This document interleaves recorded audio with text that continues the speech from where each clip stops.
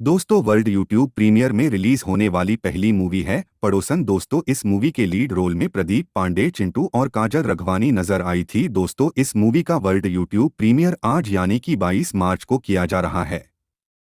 दोस्तों world television premiere में release होने वाली मूवी है कोख। दोस्तों इस मूवी में प्रदीप पांडे, चिंटू और संचिता बनर्जी नजर आई थी। दोस्तों इस मूवी को 23 मार्च को टीवी पर चलाया जाएगा।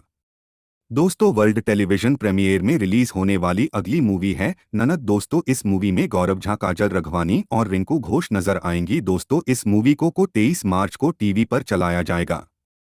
दोस्तों वर्ल्ड यूट्यूब प्रीमियर में रिलीज होने वाली अगली मूवी है पूर्वांचल। दोस्तों इस मूवी में रितेश पांडे नजर आए थे। दोस्तों इस मूवी को बहुत जल्द कैप्शन वॉच हिट्स के यूट्यूब चैनल पर प्रीमियर किया जाएगा।